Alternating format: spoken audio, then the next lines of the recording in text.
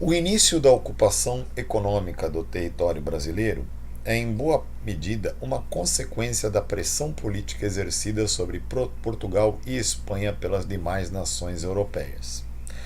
Nestas últimas, prevalecia o princípio de que espanhóis e portugueses não tinham direito senão aquelas terras que tivessem efetivamente ocupado.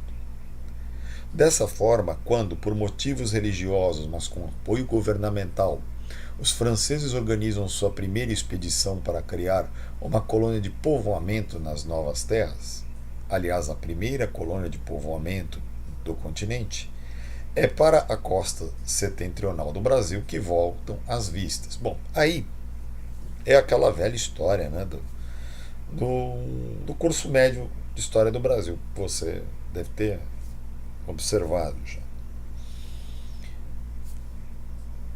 É claro que quando Colombo chega a um novo continente e os europeus se dão conta de que aquilo era um novo continente,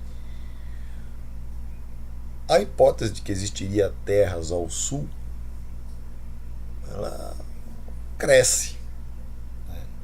E na cabeça dos europeus, dos negociantes europeus, do capital, mais terras, mais negócios, mais recursos a serem explorados. Tá? E aí surge uma pequena questão de relações internacionais.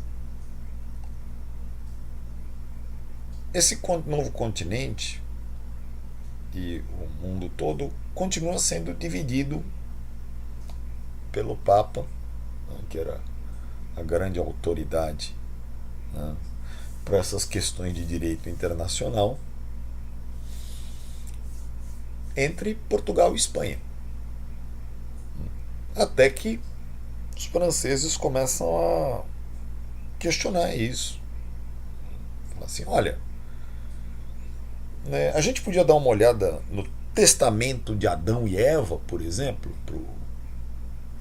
para a gente entender por que o senhor está dividindo, primeiro pela bula Inter Cetera, né, e depois pelo Tratado de Tordesilhas, o mundo entre Portugal e Espanha. Diante das dificuldades papais em dar mais essa explicação a perguntas sempre inconvenientes, os franceses resolveram começar a resolver o problema deles de abastecimento por conta própria. E aí começam a chegar no litoral sul-americano. Né? Chegar pelo Caribe, litoral sul-americano.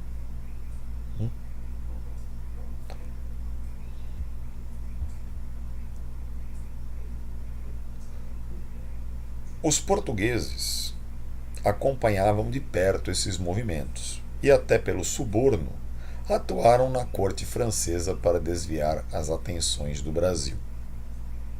Ou seja, aquela história de que, na verdade, o Cabral havia chegado por engano aqui na costa brasileira, bom, não vamos insistir, né? Você vê que o pessoal já em 1959 não levava isso muito a sério. Né? E bem antes, eu posso até adiantar para vocês. Contudo, tornava-se cada dia mais claro que se perderiam as terras americanas a menos que fosse realizado um esforço de monta para ocupá-las permanentemente. Esse esforço significava desviar recursos de empresas muito mais produtivas no Oriente, lá para as Índias. A miragem do ouro que existia no interior das terras do Brasil, a qual não era estranha à pressão crescente dos franceses, pesou seguramente na decisão tomada de realizar um esforço relativamente grande para conservar as terras americanas. Sem embargo, os recursos de que dispunha Portugal para colocar improdutivamente no Brasil eram limitados.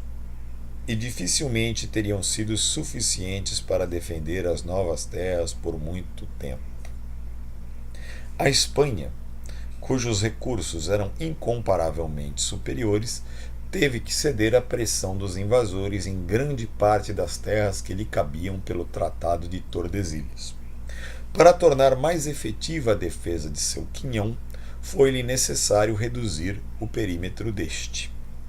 Demais, fez-se indispensável criar colônias de povoamento de reduzida importância econômica, como no caso de Cuba, com fins de abastecimento e de defesa. Fora das regiões ligadas à grande empresa militar mineira espanhola, o continente apresentava escasso interesse econômico e defendê-lo de forma efetiva e permanente constituiria sorvedouro enorme de recursos. O comércio de peles e madeiras com os índios, que se desenvolve durante o século XVI em toda a costa oriental do continente, é de reduzido alcance e não exige mais que o estabelecimento de precárias feitorias. Bom, aqui, enquanto o Celso Furtado vai descrevendo o porquê, né, dos portugueses terem escolhido por estabelecer nas primeiras décadas da chegada no litoral brasileiro, né, na costa da América do Sul, na costa leste da América do Sul, o sistema de feitorias, que era a mesma coisa que eles estabeleciam na costa africana, ele faz uma coisa que vai aparecer em vários momentos do livro, e eu vou tomar a liberdade de sempre apontar para vocês esse momento. É um momento em que ele menciona um aspecto correlato ou pertinente à teoria econômica. Ele está falando nesse parágrafo para a gente, subrepticiamente, de um conceito conhecido em economia como custo de oportunidade. Olha só. Por que custo de oportunidade? Vamos lá. Primeiro ele está querendo dizer o seguinte, né? Que o esforço para ocupar terras ao sul da América significava desviar recursos de empresas muito mais produtivas no Oriente. Né?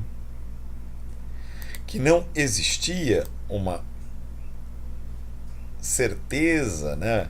uma esperança matemática de que se fosse encontrar riquezas como as que já estavam sendo retiradas no Oriente pelos portugueses. Né?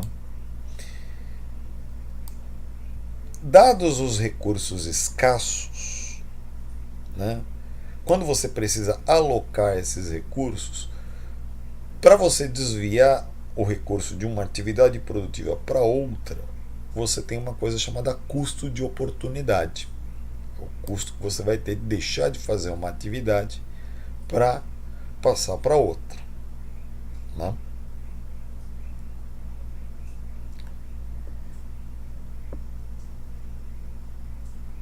Então tá aí. Essa é uma